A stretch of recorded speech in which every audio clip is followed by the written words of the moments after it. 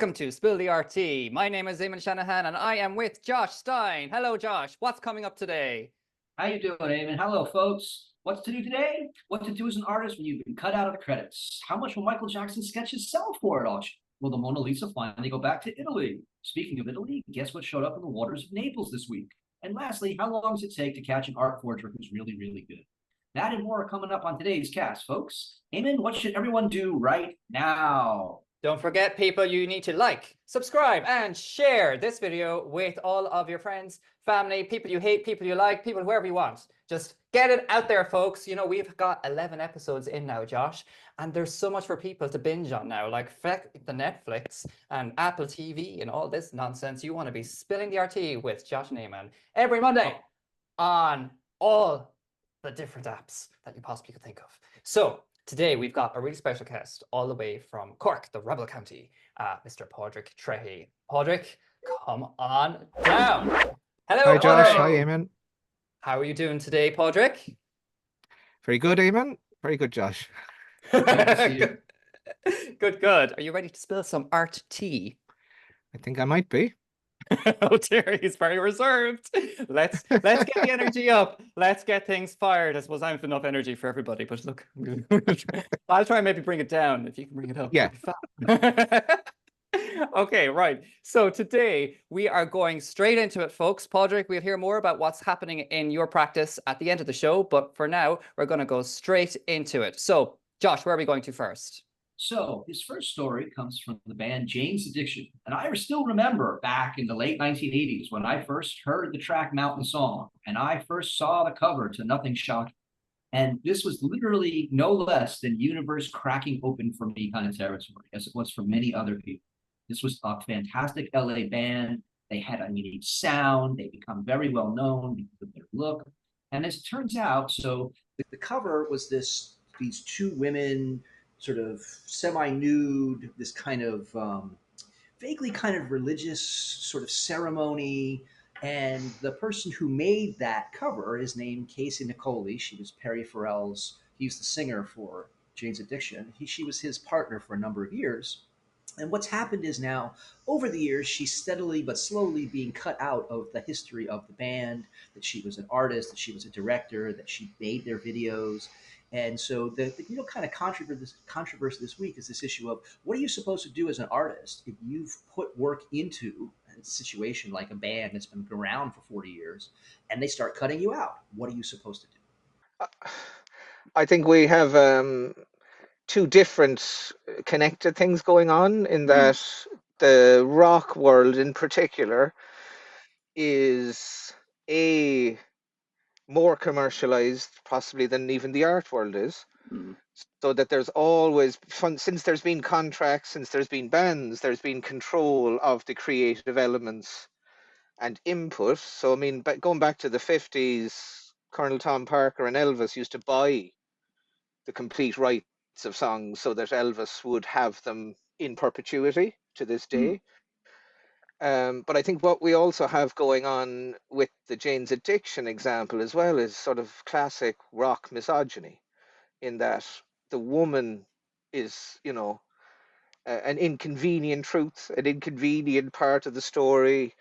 It's all great when it's all happy. I mean, I find the irony here, like in Classic Girl, the song, where Perry actually refers to his girl giving him a great idea and him going back to his friends going, listen to the great idea that I just came up with. So it's like early doors kind of almost, he knows how important she is. And there's certainly, the more you look back, her input into the visuals of the band. And I mean, that album cover, Josh, like that, I mean, that's iconic and then some. I think they tried to ban it a few places. I mean, it does, because it has classic sex and religion. You shouldn't have that up front. No. But like looking back at the early videos that she pretty much directed herself and she's in, I mean, a lot of the attraction I going back in my own head, a lot of the attraction to Jane's Addiction was how they looked, how he looked, A lot of that was and her. what they, Yeah. And I suppose Yeah. that's the brand identity that they've created for that album, and that's potentially what made it as successful as what it was. And you did state there just about the fact that they were using this to get the attention and the media attention, and we spoke about this on numerous occasions, where this is the hype that's created in order for that album to potentially sell, or for it to be viable, or to get their name out there. So she is essentially responsible for that as much as the creative side of it too. It's also very hard to quantify, how much she deserves and how much, so that We actually can quantify it, right? Because she was told the band was broken up. We're going to pay you off, right? They gave her a certain amount of money. She was told, this is over now. Well, guess what? The band is back together. They're making more money. So I think we know very much. It's like that's why she wrote this article, right? I just have steadily seen myself written out of this history. And if I don't say this now, there will be no history left. Yeah. And it's the writing her out of history to save money. It's the greed driving the history, which is the kind of saddest part of it, because from reading the article, it doesn't even sound like she wants money. She's like, that's one part. That's not the most upsetting bit of it for her. Just remember The most upsetting bit of it is, she Googles the band and Googles the songs, and she's not there anymore. Yeah, I suppose, and then I think that lack of crediting is, I know our own ego as artists, and I know we are all practicing artists here, that it's almost like the money isn't really the main thing here. It's about the fact that this is part of my legacy, and I think that's a huge thing that has been ripped away from her. A band like Jane's Addiction that is so well known, that is so iconic on so many levels, to have that really be like the whole point of Jane's Addiction was that they were trying to undo, right? And here we are. It's been undone. Yep. Oh dear. So credit where credit is due. Let's hope that that is rectified, and I think that tea is spilled. So we move on now, and to a very well-known pop artist, the former king of pop, because somebody else has taken over that role.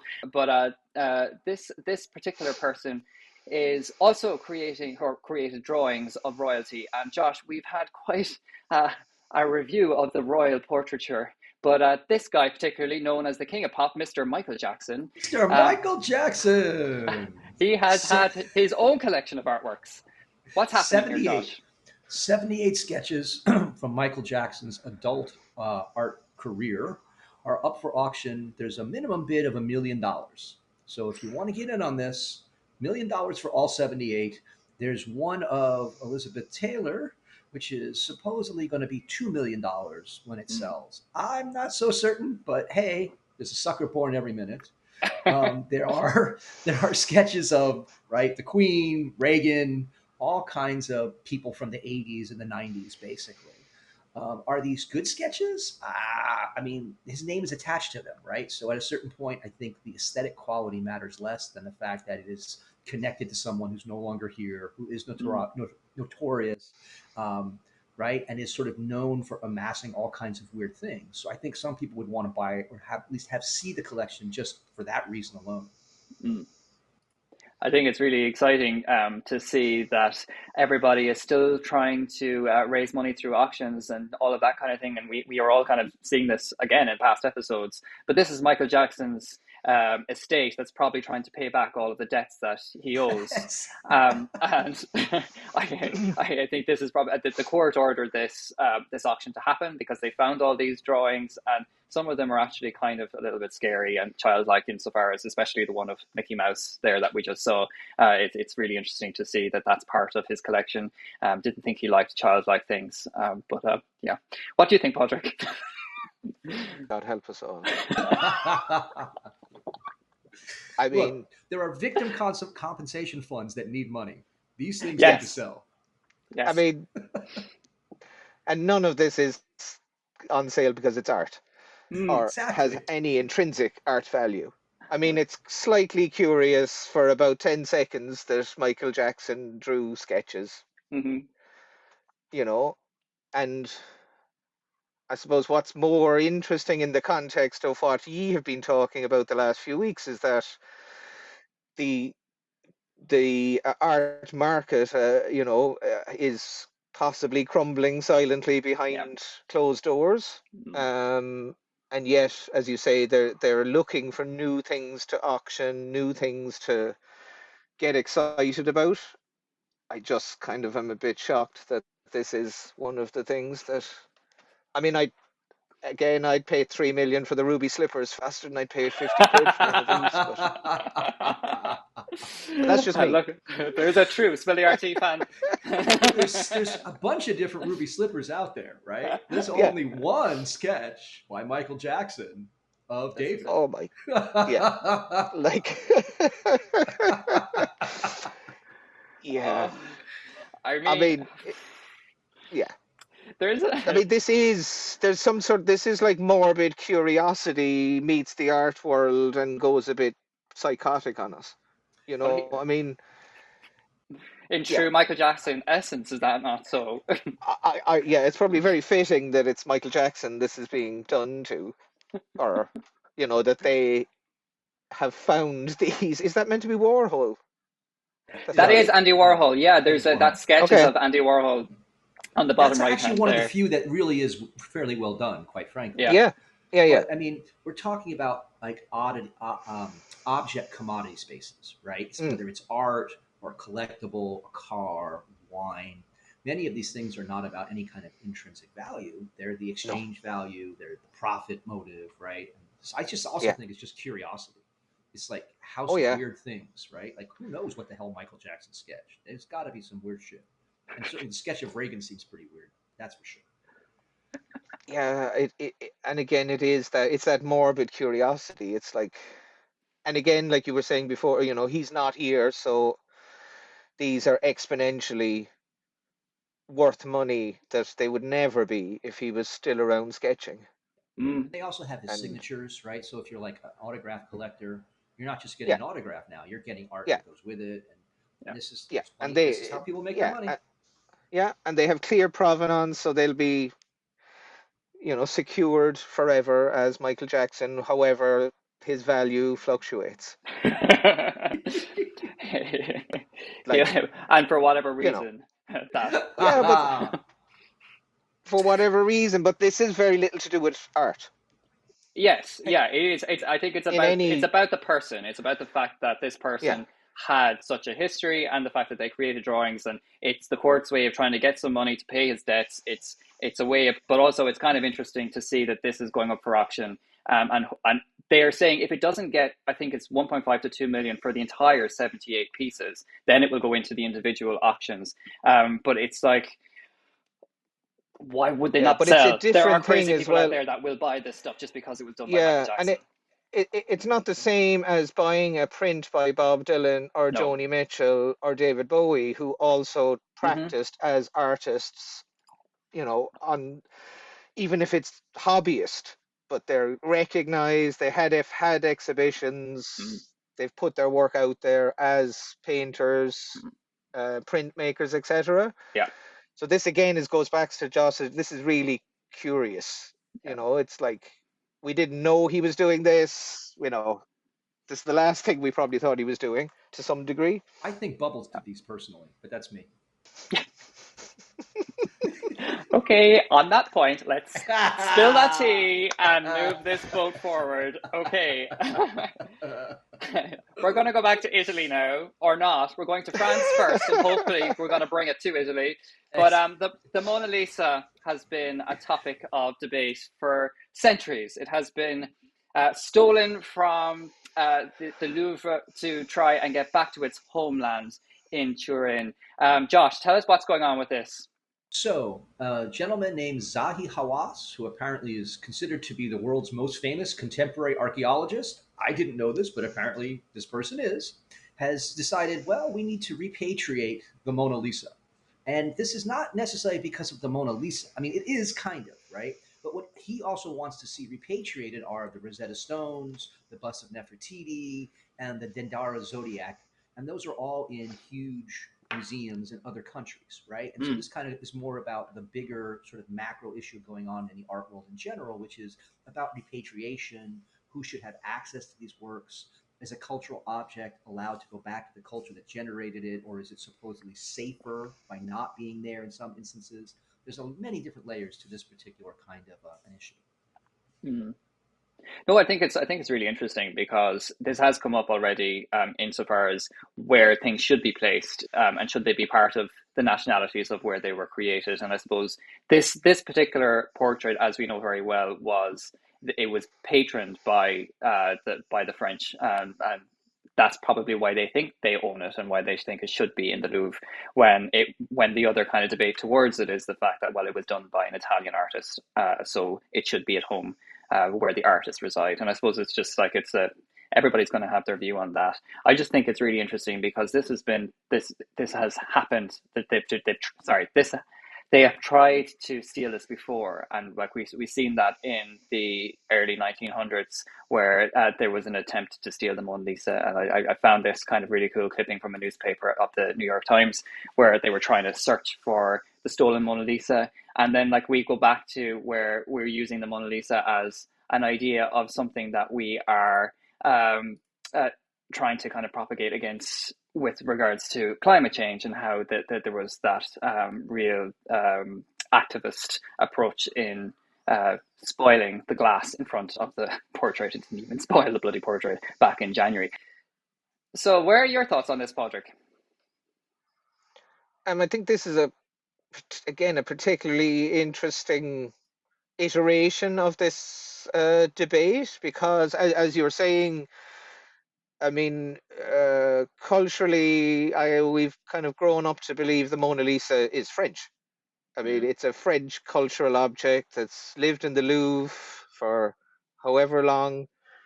And, the one thing you know about going to Paris is if you want to see the Mona Lisa, you're going to have to queue for God knows how long to see it. Yeah. And I kind of think this guy's, I'm like Josh, I'm like, okay, so this is the self-proclaimed most famous archaeologist in the world.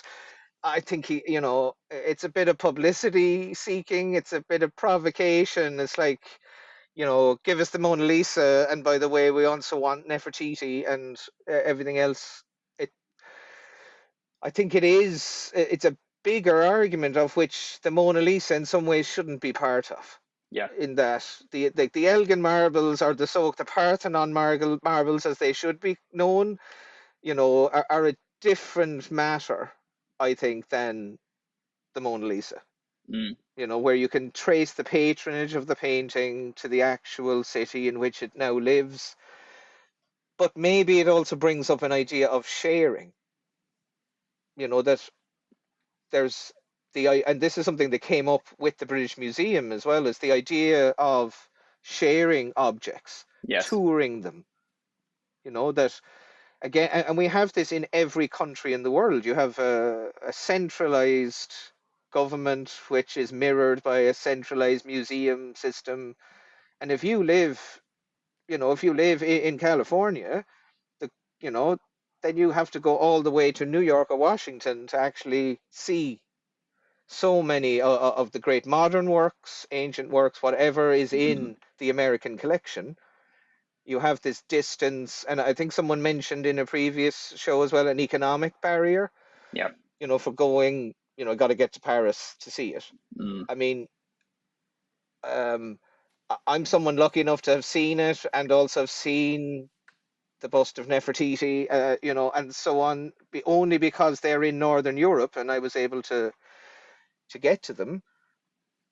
But I think I think it's like a publicity stunt in many ways for a conversation that we need to keep having, but that we shouldn't conflate things. There's a difference between, for example, there was a few years ago, a Scottish museum returned a ghost dance shirt to the Sioux Nation that had been robbed basically by I think it was a Scottish cavalry officer, and was on display in Scotland for Now, this object had religious and spiritual significance for the Sioux nation. And I think, trying to make an argument like that for the Mona Lisa, is spurious, I think.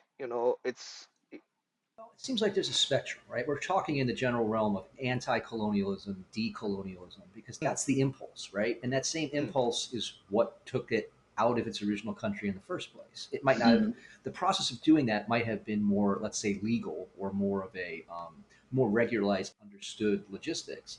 But at the end of the day, if the people who are the originating culture of something are saying we want it back, then at the very least, I think there has to be a conversation. It doesn't have to be repatriation, right? Because at that point, I think you start to run into other kinds of issues. If stuff's flying around the world all the time, no one's going to get to see it either, right? Like there has to be a way to find a balance here. And the question is this about cultural superiority or cultural preservation and access? And I think that's really the kind of key issue. But relating back to the Jane's Addiction question, it's like almost a fear of acknowledging guilt or fault because there'll be a monetary tag or the possessions will be taken away from them. Whereas Josh, as you were saying, it's actually just to open up a conversation here about how we should house these objects and this art going forward, as opposed to, we have made a mess of it in the past. But repeating that. I think something that you said as well, Padraig, is that we know that it's in France and we know that it's French, but the artist is not French. And I wonder, is that an issue that the Italians feel? Is that maybe they're taking away that feeling that this isn't French? It was commissioned by the French, but it wasn't by a French artist. And I think maybe they feel the loss. Maybe they feel the loss. Connection. I think it that represents something to them, right? Leonardo is thought of as an Italian painter. Yeah. And so if you're Italian, that means something to you. Does that mean it should come back? I don't know, right? I certainly don't. I'm not the one to make that decision. But to me, it's why it's a spectrum. It's of a piece of this idea that some countries should have, some countries should do, other countries should have done to them, other countries should have to beg for things back. Right? Like that's the real legacy of power imbalance that we're still talking about from the 19th century. I wonder then as well, is because it's like we saw this with the coin last week in the theft of the coin of the British Museum, and why it shouldn't be there. But I suppose if you think about it, like this piece, Mona Lisa, is a global phenomenon. It is something that is recognized on a global level. It's famous, and people go to see it and all of that. And I think because it is of that magnitude that it has that massive reputation, that and we look at things, it's almost a universal ownership rather than an individual ownership of one country or one state, one place. Yeah, I mean, if it does belong to us, if there's this idea of like a universal human culture, well, then when you're limiting it to certain locations, that's not right. Like, literally, you can't travel there if you can't afford to travel there. That's going to be most of humanity. Ain't never going to see that or anything else that's in any of these major cultural milestone locations. I see. Well, that's that tea spilled. So, so there, British Museum. Their British Museum, their Louvre. We'll see where that goes. I can't see it ever leaving the Louvre, but there you go. Okay. So before we move on, I just want to give you all the down low on what's happening with Nua Collective. So Nua Collective, we are a visual arts collective that are based all over the world. We are featured in our website at www.nuacollective.com, and you will see our Blackout collection, which is touring the world at the moment, and we'll be stopping in Tipperary, which is a long way there, but we'll be there from the 2nd of August. That's this Friday, for 3 weeks. And thank you to the Green Sheep for hosting our collection there. Don't forget, we also have our podcasts across all our favorite streaming platforms on Spotify and Apple Podcasts, and you can catch all of the latest news and updates at our website. So, Josh, what do we need to do? Like, share, subscribe, tell 3 friends. Don't wait. Do it now. Do it now. Fear of missing out. Episode 12. Even better than today. You'll see. You'll see. It's not going to be better than today. This is going to be the best show ever. Now, because but next week's will be even better. Padraig, block your ears. It's all about you. Don't worry. Okay, so moving swiftly. My ego. We need to brush that ego. Don't worry. We're going back to Italy. We're staying in Italy even. Where are we going to now, Josh? So this is off of Naples. This would have been a seaside getaway back in Roman times, an area called Baiae, Baiae. And basically, because it was a place where people went for vacations, it's where very expensive buildings ended up being built, right? And I think we're all kind of used to seeing various kinds of tile work and mosaics that show up. This is actually an entire underwater park here that you go and you can dive, and it's called the Underwater Archeological Park of Baiae. And what they have found is this really unusual, really rare kind of mosaic, which is unlike others. This one involves actually cutting the stone to make them perfect fitting. And so it's a very unusual kind of layout that they came up with this week, and which is only, you can only see it, again, what we are just talking about. You have to go there. Not because it's inside of an institution, but because, right, the seafloor pulled it down, and the only way to gain access to it is to go under the water to actually be able to see. It's very cool. I think what they've found is amazing, and I've only found more mosaics that have been uncovered, and more sculptures and more different kind of remnants of buildings from what the archaeologists have come up with over the past number of years. And it's been a great find. It's been really cool to see the different things that have been discovered. This is called an opus sectile. That's what makes this supposedly special, because of the way the stones have been set. Cool. It's really interesting to think, though, that this was where people went for their holidays and where people had their vacations all the way back in probably what, 500-600 years ago? Longer than that. Longer than that? How far are we going back? Couple thousand years ago, I'm thinking. Okay. Okay. Yeah. Last year it was science. This week it's history. So. Eamonn once again demonstrating. Thank you to the Irish. The re-education, eh?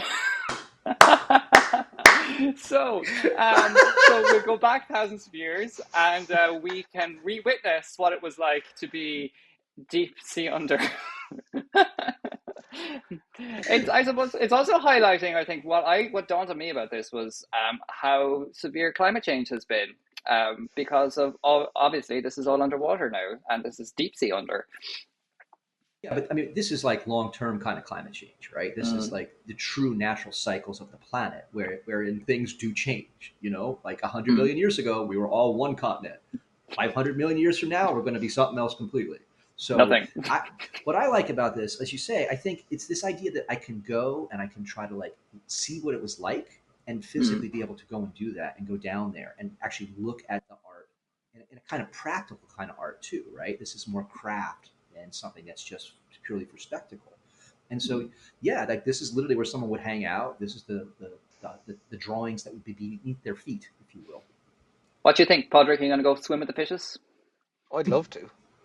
But it just, I keep having, you know, Monty Python going around. What have the Romans ever done for us? I mean, it's incredible. Like, it just shows you their technical craft skill on top of any aesthetics or artistic value, which clearly it has in spades too, but the actual ability to be able to tool the stone to that level of perfection is and it's 2,000 years old, Josh, isn't it, at least? Yeah. So I mean, it is it is a wonder. And I mean, but it's the idea as well of being able in some ways to jump into like a virtual world, you can't step back into Roman experience here, but you can swim through it. Well, I think you're raising a really interesting point, which is it's also how long this stuff has lasted, right? Like Roman cement is special because of the way it was made. It still stands because of its ability to deal with self-healing cracks. These things have been under the ocean for thousands of years, and they're still viewable because it was really cutting the stone, right, and then setting that, and the stone has lasted. Can't go wrong with that as a material. It will outlast all of us. Yep. You can see why contemporary sculptors would still go to Italy to get their stone. Yeah. No, it's incredible, and the raw materials that they've found and how they've lasted is, I think, really cool. That has it's testament to how good those raw materials can be and why people still use them. and how the stuff that I was going to say, the shit that we make these days, which is what it really is designed Yeah. literally to fall apart, right? It's Yeah. not designed to stay around. It's literally Yeah. designed to have a built-in failsafe where it only Mhm. goes so long and then begins to collapse in some way Mhm. because of Which the is what- financial need to sell more of it. Yeah. We end up with a world full of trash. Yeah. Yeah. I mean, what will be representative of 2024? You know, in 2 million years or 2,000 years, shall we say? Like what will be there? That like concrete blocks. Maybe concrete, probably plasticine, plastic. It'll be Plastic. and plastic that will have destroyed the earth. Really. Look, man, it started with the dinosaurs. Don't blame them. Something will replace us. It's all good. It's all good. Yeah. Michael Something will just Jackson's drawings will still be for sale, I'd say. Anybody A bit for a of luck. million. Anybody Yeah. for a million. Absolutely. Last man on earth. Okay, So moving swiftly that's on. that one. And now Earl Washington loves wood. Earl Washington loves wood. Thank God for a sane man. This has got to be the craziest story. So, okay, for those that are not aware, this guy named Earl Washington, he's apparently like the world's greatest wood carver ever. He can make wood blocks that make people think like they're literally looking at something coming from hundreds of years in the past in terms of skill of working with wood. All well and good.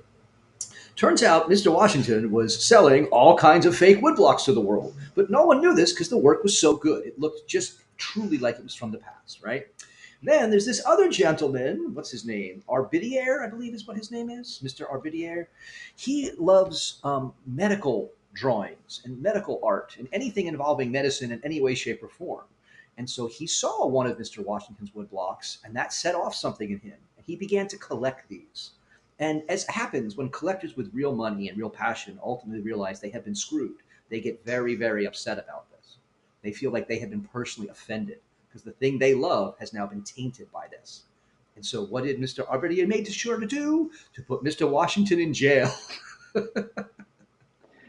Oh dear, oh dear. We've seen all of this happen with Damien Hirst before, where he's fooled us all and Talking about because of the backdating of things. yeah, because of the backdating and because of the press and because of all of the media hype that he's got for it.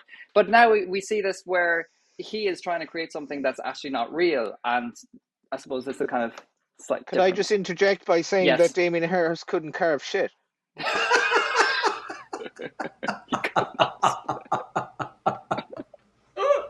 I don't know that he would claim to. I wouldn't want to see it. No. His I'd team rather would. I'd rather Earl's work 10 days, in a row. Apparently, it's really good work. I mean, apparently, until they were told, experts thought how incredibly skilled medieval and later engravers actually were when they studied the plates, close up. Mm. So, Turns but out, like, what not so fascinates much. me here is that the minute then you go from admiring someone's incredible skill and artistry, and the minute then the myth is taken away, you can't admire the skill and artistry anymore. Yes. It's tainted. Because Well, the narrative creates everything else. Mm. If you change the narrative, you no longer see it the same way anymore. Authenticity now is lost. but it goes back to Michael Jackson and the auction houses. It has nothing to do with artistic worth or skill or facility or any of those things that we may value or strive for ourselves. That's why I think it'd be really interesting to see what the response to this auction will be with Michael Jackson, because will his narrative have tainted that? I would imagine so. I mean, but the thing is, Michael Jackson's one of those people where we're reaching the edges culturally of how much taint versus the legacy of the non-tainted cultural production, right? And so I think the issue starts to become this question of what do we as a culture want to do with these things, not just with these people. The other thing with Mr. Washington is that I would the word forgery doesn't necessarily properly apply to it. Like, he created things that didn't exist. He did. But it's more like being a con man then. than Yeah, forging I it, mean, right? it is. He creates the narrative. He created the story for them. But at the same time, the works he made, he had to make with great skill, proficiency, and he also had to make them as an artist, Mm. even if he was only performing that role, because Yeah. otherwise they would not have rang true. If You he know had that. if he had just called himself that and said, "I'm a modern artist making things in the style from the past," there would be no issue here whatsoever. He could be Yeah, very famous apparently because of his skill. But would we be talking about him now if he did? Well, collectors want things from the past. Collectors are Yeah. yeah, that's what they see themselves as conservators, right? So Mm. they want that old authentic thing. And a Yes. story that says I can do this today, they're not going to be interested in. No. Not for 100 years. Yeah. No. No. That's a question about then buying art from people who are living. Exactly. Mm. Buy from living artists, damn it. Yeah. Thank you, Ksenia. But I think that tea has been spilled. And it's been interesting today because we've kind of gone full circle really around archaeological findings to people who pretended to find things. And I think that brings us to Padraig Trehy. Padraig, tell us oh about dear. you. Tell us what you're doing, what's happening, where are you going, what's going on. What's your latest forgery? My late. Well, it's funny because I've just finished making a silent film as if I was living in 1925 and using rules that applied then and not now. And yet I've set my film in 1960 just to confuse everything. I actually quite attracted to the idea of forgery, and um, I described my last film as a false archive, so that because again I think there's too much control over archival material across the arts, and as you can, I gorge on culture. I always have, so that my brain kind of spews out bits of song lyrics and bits of painting and literature. And the thought that I would have to go and get a lawyer to look over what comes out of my head is is necessary, but also completely at odds with what I think well, certainly what I am trying to do. And yet I've found myself always attracted to a silent cinema, purely visual cinema, and see the challenge of trying to engage an audience without dialogue, without sound, with music, obviously, or no one could stay. But the challenge of trying to keep people in that experience Mm. um, in order to have an active audience, not a passive audience. Mm. So for me, it's the balance between on the surface and in funding, my work would come from an experimental place, and yet I have no interest in that experiment not working on an intelligent audience. Mm. And why 1960? The story fell into my head, I suppose. I suppose the Stupid August is based on this just one of these silly accidents of history where in 1960,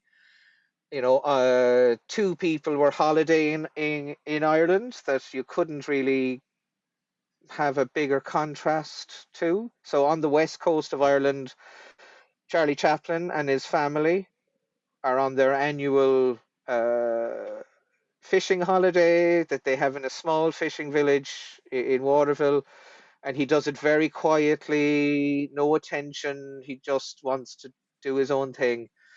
And on the other side of the country, they're welcoming in a guy called Otto Scarface Skorzeny, who was known as Hitler's favorite commando and also known as the most dangerous man in Europe. And the Irish establishment, politicians, church leaders, business people are having a big welcoming party for this fucker. And Chaplin, who I believe is the greatest, I would make an argument for Chaplin almost being the greatest artist of the 20th century, full stop. And he's there quietly going about his business. And on the other side, all of Irish society is touting this fucking Nazi because he has the promise of money. Mm. People will sell their souls and their mothers for money. So that's where the idea came. So that the film is about that dichotomy, and how it's also the idea of, if you don't deal with evil, it'll just come back to haunt you. Mm. You know, and not necessarily in the place where it happened first. So Fa- if you don't, get justice, or if you don't make it very clear and obvious that you think what these guys did were crimes against humanity and they should never be forgiven and it should never be forgotten, then you're likely to have things like it happen in your own country.